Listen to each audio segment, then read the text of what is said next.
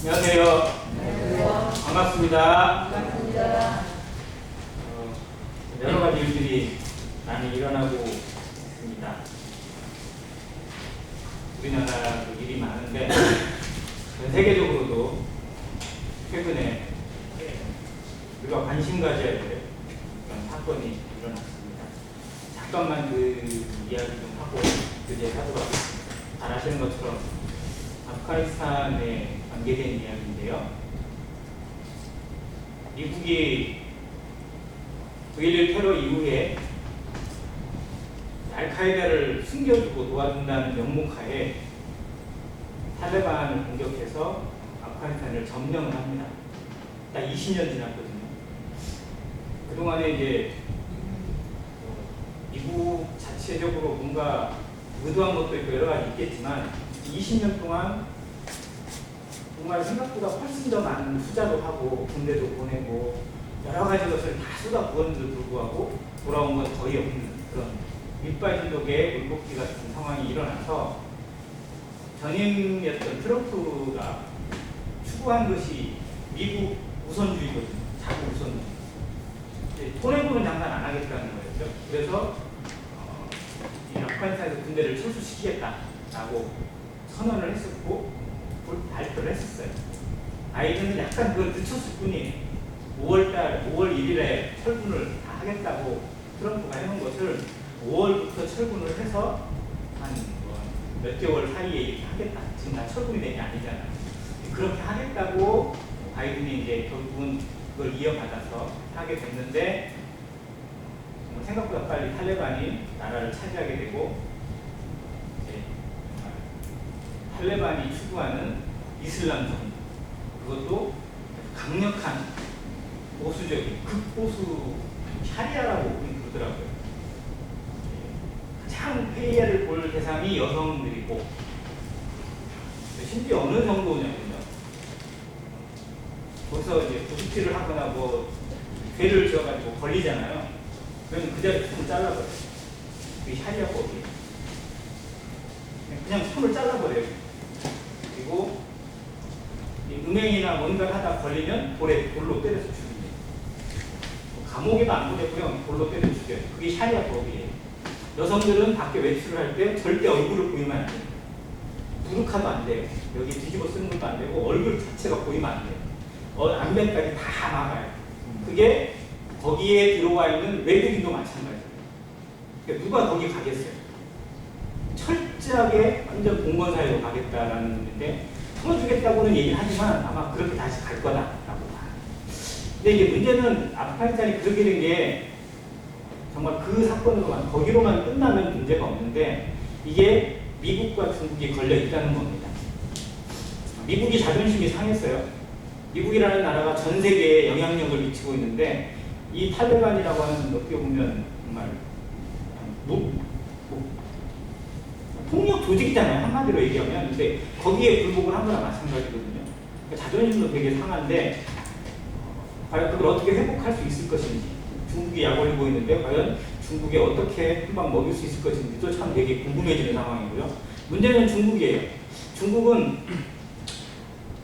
시진핑이 집권하면서 1대1로라고 하는 중국의 거대한 중국을 꿈꾸는 그런 무역로와 실크로드와 바다의 길까지도 다 구상을 해놓고 그걸 추진해 나가고 있어요. 근데 문제는 중국 내에서 자기들이 중국이라고 따지 않은 데에서 계속해서 독립하겠다고 중국에서 벗어나겠다고 하는 운동들이 일어나요. 그게 자치구에서 일어나고 있는데 가장 극심하게 일어나는 곳이 중국의 제일 북부 쪽에 있는 신장 위구르 자치구입니다. 제일 땅도 넓어요. 근데 이 신장 위구르가 탈레반하고 같은 동족이에요. 그리고 똑같은 이슬람 수니파예요. 그러니까 탈레반이 아프가니스탄의 국경이 중국하고 국경이 다 있거든요. 연결되어 있어요. 당장 탈레반이 이 신장 위구르의 독립을 지원하겠다고 나서게 되면 중국은 정말 입장이 난처해져요. 어떤 사람은 그런 얘기도 해요. 미국이 중국을 물먹이려고 탈레반에게 무기도 다 주고 지금 무기 안 가지고 그냥 막 길바닥에 널려있고 정규군들이 다 버리고 한 것들 얘들이 다 주워 모았다고 했잖아요. 이걸로 중국이랑 싸우라고 무기도 제공해주고 미국이 빠져나간다. 이렇게 보는 설도 있어요. 심지어. 근데 중국이 그 자치구가 만약에 전쟁이 일어나거나 독립의 어떤 일이 일어나게 되면 중국은 정말 지금도 힘든데 갈수록 어려운 상황이 오게 돼요. 왜냐하면 여기만 있게 아니고 티베트 자치구도 마찬가지고 내몽골 자치구도 마찬가지고 서로 독립하겠다고 일어나게 되어 있고 그 와중을 틈타서 대만 당연히 이제 문제가 일어나고요. 미국과의 무역 전쟁에서 손도 못 세고 당할 수밖에 없는 상황이 되었습니다. 중국에 그런 일이 생기게 되면 우리나라도 정말 많은 영향을 받게 되어 있습니다. 즉 아프가니스탄은 우리하고 되게 먼 나라인데 이 중국이랑 연결이 되다 보니까 우리하고 직접 손해를 보거나 어려움을 겪을 수도 있는 상황이 올 수도 있다는 거죠. 이게 정말 세계의 흐름에 어떤 영향을 미칠지 중동 사태보다 더 큰 사태가 될 것인지는 알 수 없지만 아무튼 우리의 현실에 직접 다가오는 일이 될 거라는 건 분명합니다. 이러한 일을 위해서도 성도들은 조금 관심을 가지고 들여다보고 정치적인 일이 아니라 정말 우리 이 시대가 과연 어떻게 될 것인지 우리나라를 둘러싸고 있는 이런 교회의 어떤 흐름에 대해서 하나님이 어떻게 보여주실 건지 관심 가지고 보는 기회가 되기를 바라는 마음이 없지 않아 있습니다. 본문으로 가겠습니다. 사도행전 26장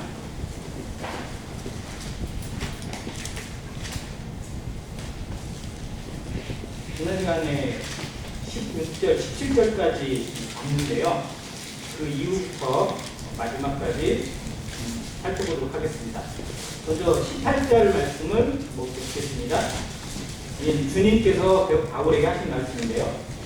그 눈을 뜨게 하여 어둠에서 빛으로 사단의 권세에서 하나님께로 돌아오게 하고 죄사함과 나를 믿어 거룩하게 된 무리 가운데서 기업을 얻게 하리라 하더이다. 주님께서 바울을 부르신 이유가 또 우리를 부르신 이유가 무엇인지 여기에 나와 있습니다. 우리를 보내요. 누구에게? 믿지 않는 자들에게 또 내 주변에 있는 사람들에게 내가 만나는 사람들에게 우리를 보내셨어요. 그리고 그들에게 무엇을 보여주냐면 그 눈을 뜨게 하는 것. 닫혀있는 눈을 영의 눈을 뜨게 해서 하나님을 보게 하고 복음을 듣게 하고 복음 앞에 순종할 수 있도록 이끄는 것이 교회의 사명이라는 겁니다. 그리고 그렇게 해서 어둠에서 빛으로 돌아오게 하고 사단의 권세에서 하나님께로 온전한 회방을 이루게 합니다. 이것을 우리가 흔히 죄사함, 구원, 거듭남이라고 얘기합니다. 다 통일된 말이잖아요. 그런데 여기에만 머물지 않습니다. 구원은 목표가 아니라 완성이 아니라 결론이 아니라 시작이에요. 동기예요. 그 일을 통해서 구원을 통해서 하나님이 이루셔야 될 게 있고 받으셔야 될 게 있어요. 예수 그리스도의 희생과 그 죽으심과 부활을 통해서 하나님의 그 놀라운 투자를 통해서 그냥 우리의 생명이 건져지는 것에 멈추지 않고 그 일을 통해서 교회를 통해서 나를 통해서 하나님이 반드시 얻고자 하시는 것이 있고 이루셔야 될 것이 있다는 거예요. 그게 뒤에 나와 있는 거예요. 나를 믿어 거룩하게 된 무리 가운데서 기업을 얻게 하리라. 이걸 우리가 흔히 믿는 자의 성도의 기업이라고 얘기합니다. 에베소서의 이 부분에 대해서 아주 자세하게 나와 있는데요. 자, 교회의 기업 그리고 하나님의 나라의 기업이 뭘까요? 자, 우리가 사업을 하시는 분들이나 혹은 뭔가를 경영하시는 분들이나 이런 분들은 기업가, 사업가 이렇게 얘기를 합니다.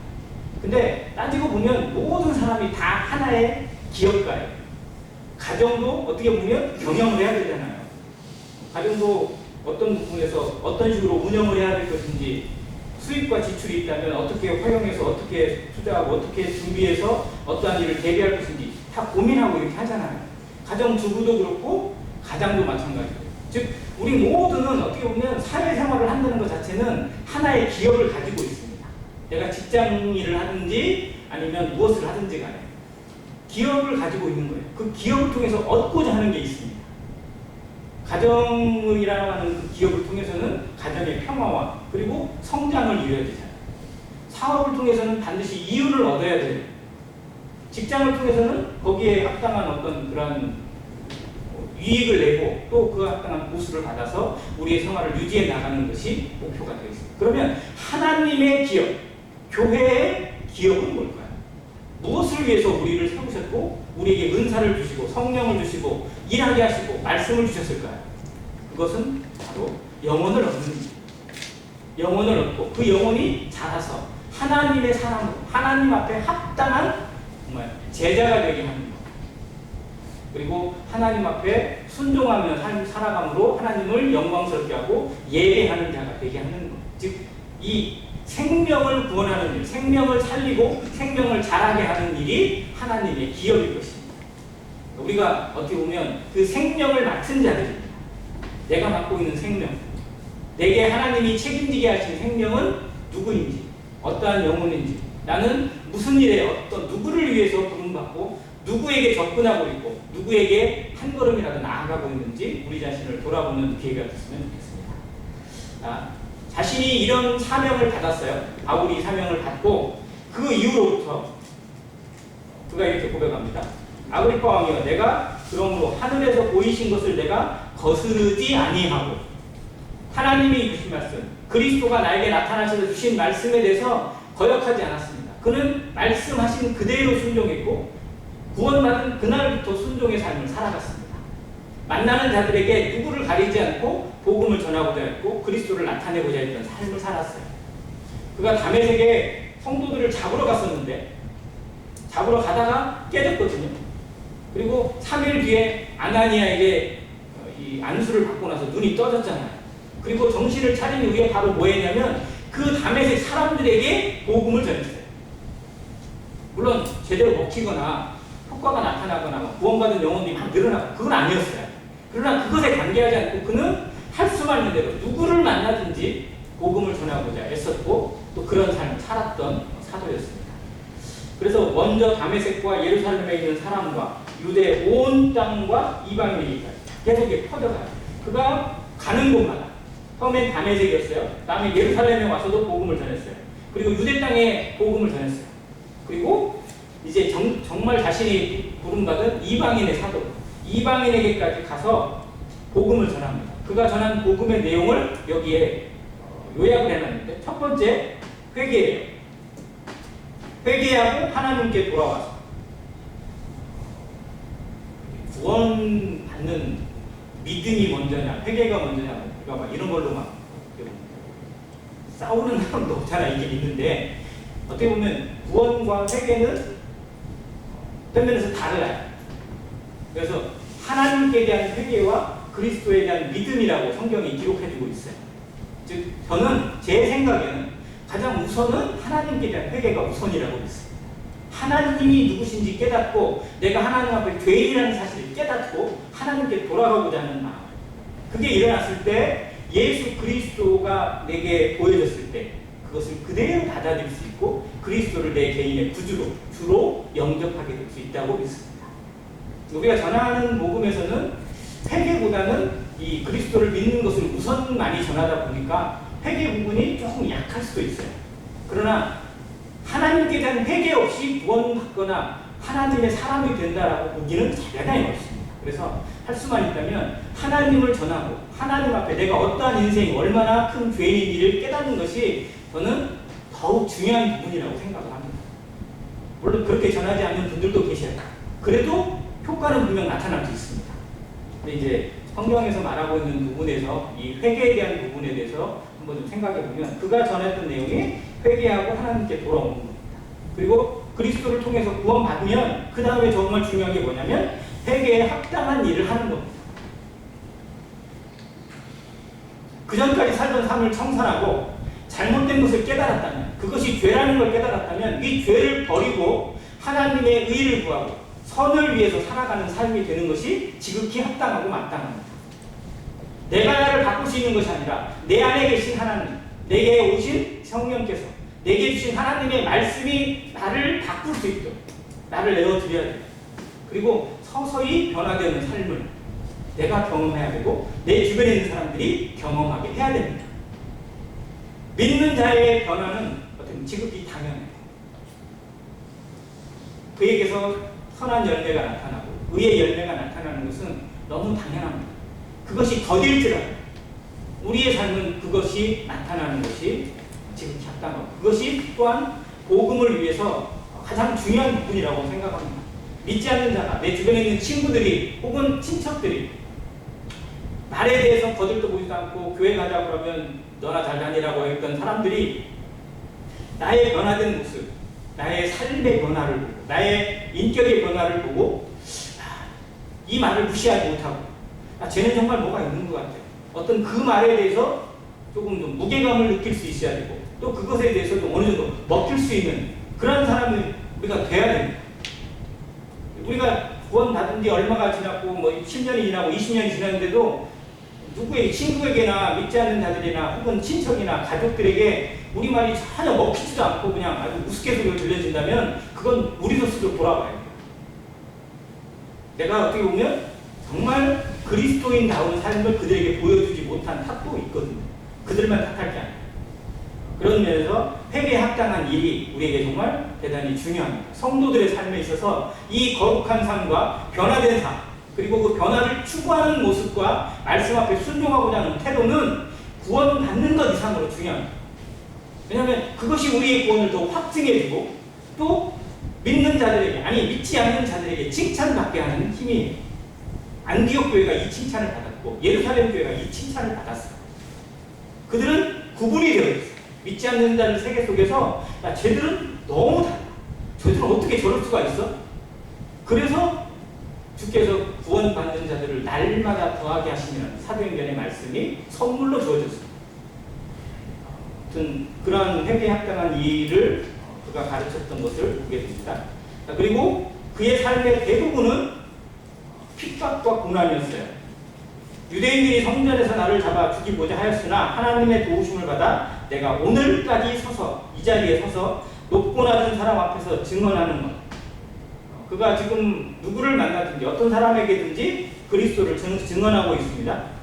그가 하는 내용이 뭐냐면 선지자들과 모세가 반드시 되리라고 말하는 것. 선지자들과 모세와 선지자들. 이게 간추려 얘기하면 뭐가 되냐면 구약성경. 율법과 선지자들이라고도 다른 표현에서 했는데요. 로마서에서는 그렇게 표현했거든요.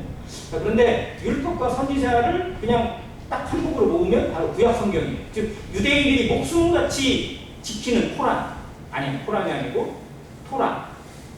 이 하나님의 말씀이 과연 무엇을 얘기하고 있느냐? 핵심이 뭐냐? 내가 전한 복음이라는 거예요. 내가 유대인들과 반대되는 것이나 유대인들의 어떤 의견이나 이런 걸 무시하고 없는 것을 전하는 게 아니라 바로 하나님의 말씀이 전하고 있고 하나님의 말씀이 증거하고 있는 진리를 전하고 있다. 유대인들이 나를 핍박하는 건 성경을 제대로 몰라서다. 제대로 안다면 나를 핍박할 수 없을 것이다. 라고 얘기하고 있는 거죠. 우리가 말하고 있고 믿고 있고 또 주장하고 있는 근거가 내 말에 있지 않고 내 지식에 있지 않고 하나님의 말씀에 근거하다는 확신 속에서 우리의 삶이 지켜져야 됩니다. 말씀이 우리 가운데 정말 든든한 백그라운드가 되었을 때 우리 삶에 흔들리지 않는 요동이 있는 것, 요동함이 없는 이 신앙이 자라는 것이지 말씀이 근거되지 못하면요 기초가 약해요. 그래서 내 의지가 막 강하고 내 뭔가가 막 강할 때는 뭔가 막 불타오르는 것 같다가도 어느 순간에 근데 사그라져요. 그래서 사도 바울이 전하는 것처럼 성경에 대해서 정말 연구하면 할수록 공부하면 할수록 이 확실한 것에 대해서 그가 전하고 있습니다. 그 다음에 그가 더 전하는 내용 중에 하나가 23절에 있는데 곧 그리스도가 고난을 받으실 것. 첫 번째예요. 그리스도가 십자가에서 죽으실 것. 또 두 번째는 죽은 자 가운데서 먼저 다시 살아나실 것. 자, 그런데 그가 전하고 있는 이 복음의 핵심이 실제 어디에 있다고요? 구약 성경에 이미 예언되어 있다는 겁니다. 구약 성경이 얘기하고 있고 구약 성경이 알려준 것을 나는 전하고 있다는 거예요. 그것을 하나님께서 예수 그리스도를 통해서 성취하셨고 나는 그것을 전하는 것이다 라고 얘기하고 있습니다. 이걸 전했어요. 이렇게 알리고 내가 하는 일은 이것이다. 내가 유대인들에게 핍박을 받는 것도 어떻게 보면 정말 그들이 몰라서 하는 거고 나는 이것에 대해 내 목숨을 걸었다 라고 자신의 삶을 간증을 했어요. 그렇게 간증을 하고 나니까 이제 반응이 나오잖아요. 우리가 누군가에게 복음을 전하거나 또 하나님에 대해서 예수 그리스도에서 전하고 나면 그의 반응이 나옵니다. 어떤 사람은 관심을 가지고 듣기도 하고 어떤 사람은 됐냐? 그냥 가려고 하는 사람도 있고 어떤 사람은 막 반박하고 뭐 싸우려고 하는 사람도 있을 수 있겠죠. 그런데 여기에 나타난 사람의 반응을 보겠습니다. 24절. 바울이 이같이 변명하매 베스도가 크게 소리내어 이르되 바울아 내가 미쳤도다. 내 많은 학문이 너를 미치게 한다. 누가 먼저 반응을 하냐면 베스도 총독이 반응을 해요. 막 듣고 있다가 뭐라고 하는 거예요? 우리 표현 야 미친놈아 이런 표현이에요. 너 미쳤다. 너. 내가 보니까 너 미친 거다. 네 많은 지식이 너를 미치게 만들었다. 자, 그가 바울을 향해서 미쳤다고 하는 근거는 정말 어디에 있을까요? 무엇을 듣고 바울이 말한 내용 중에서 무엇에 근거해서 미쳤다고 이야기할까요? 자, 로마 총독의 입장에서 바울이 했던 얘기를 쭉 듣다 보니까 아니 저건 전혀 말도 안 해.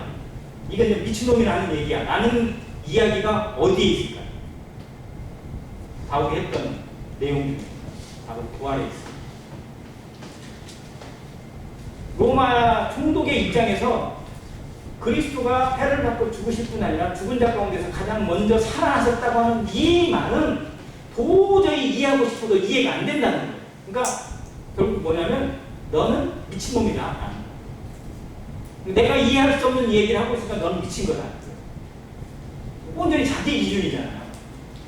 근데 바울이 그렇게 미치게 된 것이 결국 따지고 보니까 뭐다? 많은 학문이 너를 미치게 만들었다. 너무 많이 공부하고 너무 많이 알려보다 보니까 네 머리가 어떻게 된 것 같다 라고 얘기하고 있는 거예요. 이게 세상의 방식이에요. 내가 이해 안 되면 그거를 그런가? 라고 생각해 보는 게 아니라 아 이게 미친 소리야. 말도 안 돼. 그냥 허무맹랑한 소리라고 들어. 성경에 나오는 이야기들 뭔 그런 게 어디 있어. 미친 거야. 말도 안 돼. 거짓말이야. 라고 그냥 치부해버려. 그러니까 다른 말씀이 들어가질 않아요. 태초에 하나님이 천지를 창조하시니라. 그렇다면 하나님이 정말 천지를 창조하신 것이 맞는지 안 맞는지 한번 생각해 봐야 되잖아요. 근데 뭐 그런 게 어딨어. 말도 안 돼. 라고 해서 아예 덮어버려요. 그러면 다른 말씀이 어떻게 들어갈 수 있겠어요? 이게 믿지 않는 자들이 믿지 않으려고 하는 자기 고집을 합리화하는 방식이에요. 미쳤다고. 말도 안 된다. 이렇게 그냥 떠밀어 버리는 거예요. 그러니까 그 다음부터는 아예 안 들어도 상관없는 거예요. 왜? 미친 소리니까. 근데 이게 얼마나 무서운 것인지, 얼마나 무책임한 말인지, 얼마나 어리석은 것인지 알아야 된다는 겁니다. 왜 하나님이 성경을 주셨고, 왜 하나님이 복음을 주셨고, 왜 믿는 자들에게 이것을 전하라고 하셨는지, 왜 믿는 자들은 목숨을 던지면서까지 그렇게 고난과 핍박을 받고 억울한 일을 당하면서까지 이 복음을 그들에게 전하고 있는 건지 한번 생각해 보면 뭔가 있잖아요. 그만한 이유가 있고 그만한 타당성이 있거든요. 그걸 조금만 생각해 보면, 그래서 생각하는 자는 믿지 않을 수 없다고 하는 책도 있고 그런 말도 있잖아요. 조금만 생각해 보면 정말 그럴까? 내가 모르고 있었을까? 이런 마음으로 받아들이기만 하면 성경은 정말 우리 가운데 열리게 됩니다. 하나님의 말씀은 정말 우리를 위한 것이지 우리를 심판하기 위한 말씀이 아니거든요. 근데 베스도는 아예 자기가 이해 안 되는 말을 하고 있다고 해서 그냥 미쳤다고 선언을 해버리는 거예요. 그런데 그 말을 들은 바울이 그와 싸우려는 마음이 아니에요. 베스도가 하여 내가 미친 것이 아니요 참되고 온전한 말을 하나이다. 한 번 더 들어보십시오. 나는 정말 참되고 온전한 말을 합니다.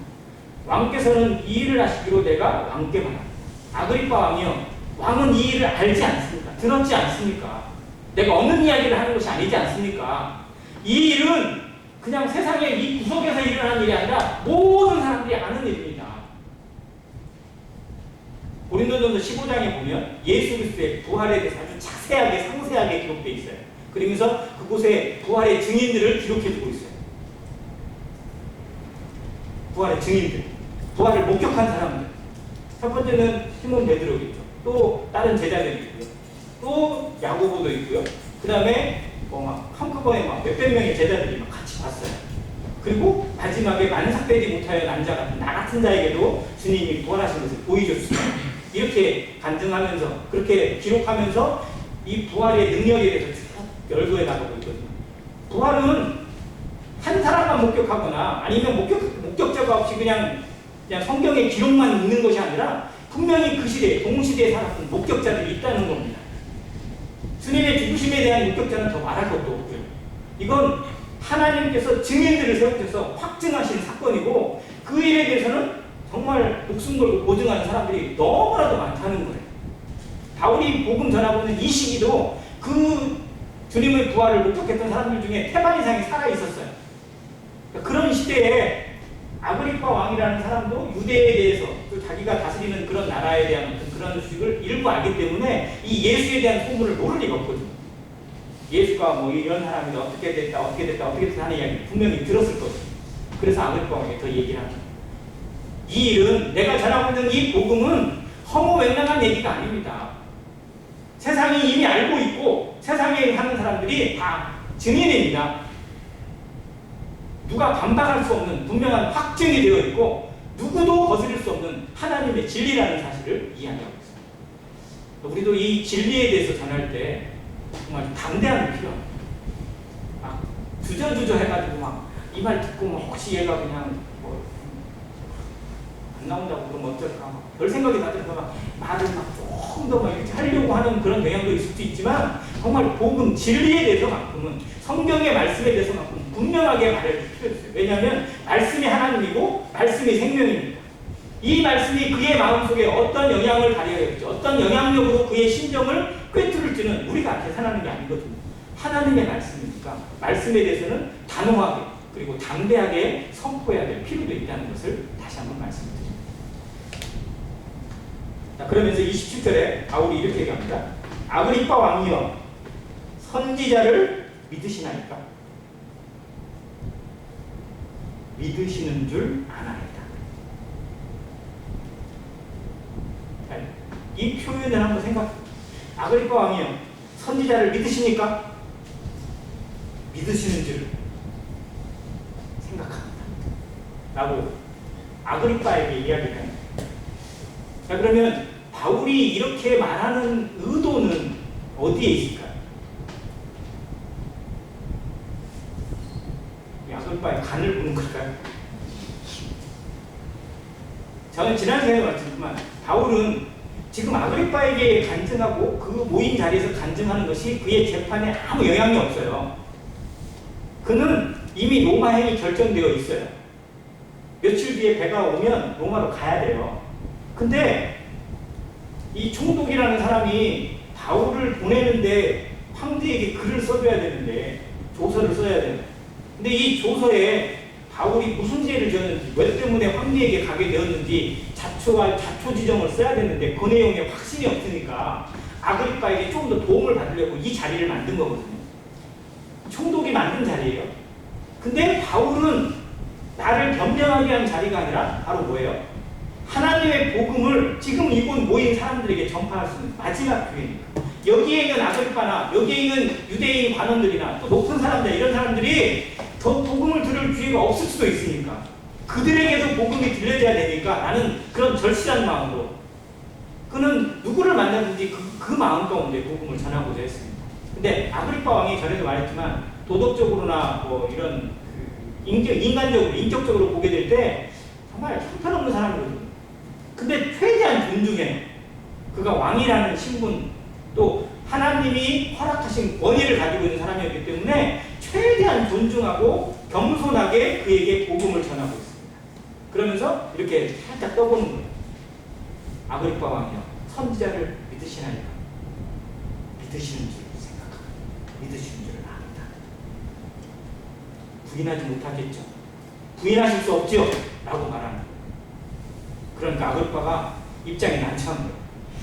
모른다고 하자니 그렇고 안다고 하자니 그렇고 그러니까 아그리파가 뭐라고 해요? 뒤에 아그리파가 바울에게 이르되 네가 적은 말로 나를 권하여 뭐가 되게 하려는가? 그리스도인이 되게 하려 합니다. 그도 바울의 의도를 알았어요. 근데 바울이 아그리파의 이 말을 들으면 어떤 게 느껴지세요? 아그리파가 어떤 사람인 것 같으세요? 한마디로 얘기하면 자존심이 좀 센 사람이죠. 야 그래도 명색이 나는 왕이고 너는 죄수인데 네가 얘기했다고 내가 얼추 맞네 뭐 이렇게 해주면 안 되지. 그래도 정말 나를 변화시키려면 그럴싸한 사람이 와서 좀 제대로 좀 어떤 그런 갖춰서 뭘 해야지. 이 시간에 이렇게 해가지고 나를 그리스도인 되게 하려고 약간의 거절도 있는데 또 완전한 거절은 아니에요. 그러니까 애매모호해요. 이 아그리파의 표현이 한번 잘 생각해 보세요. 안 믿는다는 얘기도 아니에요. 그죠? 부인하는 것도 아니에요. 완전한 부인도 아니고요. 완전한 긍정도 아니에요. 근데 이런 사람이 진짜 힘들어요. 그렇지 않으세요? 막 얘기하면 맞아. 고개는 끄덕끄덕해요. 인정을 해요. 그런데 돈 받았어요? 글쎄요. 이게 믿는 거지 안 믿는 거지. 우리가 종을 못 잡는. 근데 이런 사람들이 세상에 훨씬 많다니까요. 그러니까 들은 것에 대해서 뭔가 있는 것 같아요. 그러니까 그것을 애써 아니라고 말할 수는 없어. 그런데 내가 거기에 끌려가고 싶진 않아. 그러니까 이런 태도가 나와. 어중간한 태도, 중간중간인 태도. 정말 복음 전하는 데 입장에서 제일 답답한 사람 중에 하나, 이런 사람이다. 막 얘기하면 다 고개 끄덕끄덕. 그리고 어떠세요? 좋은 말씀입니다.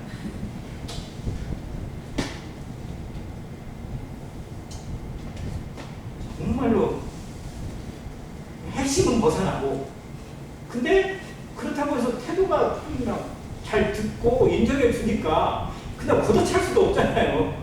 당신 아니야 라고 얘기할 수도 없는 그런 사람. 근데 아들빠가 그런 사람. 약간의 교회주의자. 그래서 바울이 이 말을 듣고 이야기합니다. 어쩌면 오늘 결론인데요. 바울이 이르되 말이 적으나 많으나 당신뿐만 아니라 오늘 내 말을 듣는 모든 사람도 다 이렇게 결박된 것 외에는 누가 같이 되기를 원하나이다? 나와 같이 되기를 하나님께 원하나이다. 우리 이렇게 고백하는 성도가 되기를 바랍니다. 나처럼 살아가는 사람이 되기를 바랍니다. 얘기할 수 있는 거. 정말 어디에 누구를 만나든지 떳떳하게 자신의 삶을 자랑할 수 있고, 하나님이 나를 여기까지 인도하셨고 난 이 삶에 대해서 일점 후회도 없고 정말 이것에 대해서 온전한 소망과 온전한 비전으로 살아가고 있다고 누구에게든지 말할 수 있는 성도가 되기를 기도하시기 바랍니다. 오늘 여기에 있는 모든 사람들이 이렇게 결박된 것 외에는, 이 묶여있는 것 외에는 나처럼 되기를 바랍니다. 근데 우리가 세상을 부러워하거나 세상 사람들을 부러워하고 세상에서 잘 나가는 친구들을 부러워하는 입장에 있다면 이건 정말 하나님을 부끄럽게 만드는 거죠. 그들이 어떠한 위치에 있든 얼마나 많은 재산을 가졌든 얼마나 떵떵거리고 좋은 차를 굴리고 다니든지 간에 실상 그들의 마지막이 비참한 거고 그들의 마지막이 소망 없는 물구덩이의 지옥이라는 것을 우리가 아는데 그것이 왜 부러울까요? 정말 내가 가지고 있는 이 하늘에 속한 신령함도 하나님의 나라에 있는 이 영광을 우리의 눈으로 제대로 만지지도 못하고 못 보고 그걸 느끼지도 못하니까 세상의 것들이 가끔 부럽고 세상에서 잘 나가는 친구들이 너무 부러울 때가 있고, 정말 그러니 제대로 된 복음, 제대로 된 그리스도가 우리를 통해서 나타나기가 대단히 어려운 시대입니다. 복음이 희박해지고 말씀이 희박해지는 시대, 마지막 때입니다. 우리의 삶에 정말 내가 가지고 있는 신앙이 어떠한 신앙인지, 내가 믿는 하나님이 어떠한 분이신지 우리가 바울처럼 말할 수 있는. 그래서 바울은 그러한 신앙에 대해서 너무 떳떳했어요. 너무 확신했어요. 그래서 디모데전서 4장에 그가 마지막 유언의 말로 그렇게 했거든요. 내가 선한 싸움을 싸우고 달려갈 길을 마치고 믿음을 지켰다고 고백하고, 이제부로는 나를 위해서 뭐가 예비되어 있어요? 의의 면류관이 예비되어 있다. 자랑스럽게 얘기합니다. 내가 비록 죽지만, 내가 이 감옥에서 비참하게 죽어가고 핍박을 받아 순교하는 자가 되지만 나를 위해서는 의의 면류관이 예비되고 내 눈으로 보고 있으니까 나는 두려움이 없다. 나는 소망이 있다. 나는 지금까지 살아온 내 인생에 대해서 일점 뒤에 후회도 없다. 라고 말했어요. 사람들이 후회가 없을 수 없고 아쉬움이 없을 수 없지만 성도는 후회를 줄여가는 성도야 됩니다. 후회를 쌓아가는 성도가 아니라 후회를 줄여가는 하루하루가 되기를 기도하시기 바랍니다. 바울처럼 말할 수 있고 바울처럼 누구에게든지 나의 삶을 간증할 수 있는 성도가 되기를 얼마나 행복할까요? 이런 성도가 되기를 다시 한번 간절히 기도합니다. 이렇게 하고 나니까 결론이 나요. 왕과 총독과 번이게와 그 함께 앉은 사람들이 다 일어나서 불러가 서로 말하되 이 사람은 사형이나 결박을 당할 만한 행위가 없다. 뭐예요? 바울이 무죄다라는 거예요. 말 들어보니까 얘는 뭐 실제로 로마에 갈 일도 없고 여기서 재판을 받을 일도 없고 감옥에 갇히거나 뭐 매를 맞거나 이런 일이 전혀 없다. 바울은 무죄다.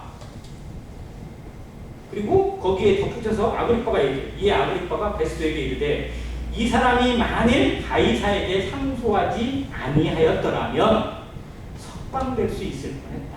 라고 말합니다. 베스도가 입장이 변한채 황제에게 보내긴 보내야 되는데 뭘 좀 써달라고 해가지고 맡겨놨더니 뭐라고 얘기해요? 얘 무죄인데? 라고 얘기를 해주는 거예요. 아무튼 무죄인 사람을 황제에게 보내야 되는 총독의 입장이 있습니다. 아무튼 근데 하나님이 왜 이 상황을 왜 사도행전 26장을 우리에게 주셨을까요? 그가 무죄라는 걸 증명하기 위해서? 그게 아니잖아요.